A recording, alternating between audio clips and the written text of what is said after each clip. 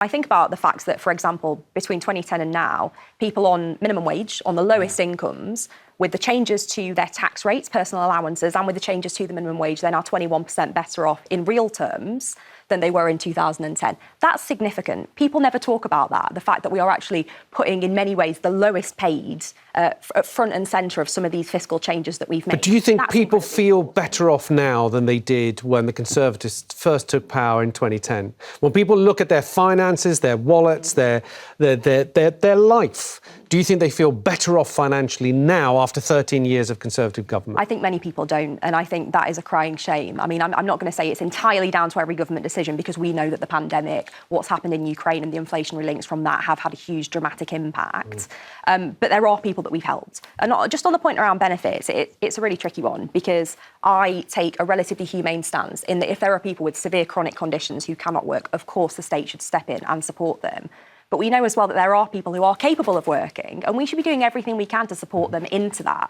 And I think there's a lot of people who find it very unfair that they're kind of struggling when they're going out to work day in, day out, they and their partners perhaps working 2, 3, 4 jobs between them, struggling to make ends meet, and yet people who choose not to go out to work are seemingly better off and seemingly have a better quality of living. So I think it's right. We need to get the balance right for sure, but I do think this is the right approach we're taking on this. Let's take another message. Jonathan on Facebook says, I think good old Rishi should keep his comments about other party leaders to himself. OK, well, that's told Rishi by it's called politics, Jonathan.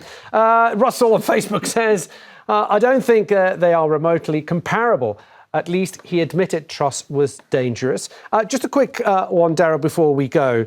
Do you think Keir Starmer has gone... I mean, you said earlier he's gone out of his way to sort of appear responsible. Yeah. With, we had that big announcement 2 years ago now. Yeah. 28 billion was going to be borrowed to invest in green energies.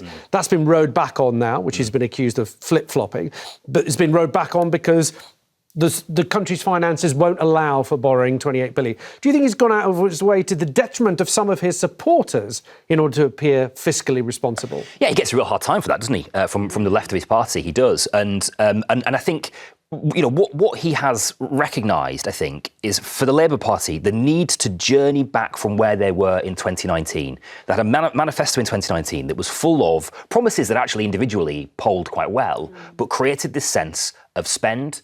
And there is this notion attached to the Labour Party that they are not fiscally responsible, that they are not to be trusted with the economy, and that is a massive barrier to people voting Labour. Starmer's recognised, and so he sort of does have to annoy parts of his party by being fiscally responsible enough to get the parts of the country that wouldn't back them previously to back them. And so I think it's a difficult path for both of them, but I think they're probably on the right one, just about. Labour's problem, though, is that they still keep spending the same money 3-4 times over. So that is an accusation, isn't it? Yeah. Some of those spends still are completely unfunded. But also the investment. I would just make one point: is that we're talking about investment here. So that 28 billion is going to go into something that is going to generate jobs and growth, and that's a clever idea. OK, I have to leave it there because we're going to move on.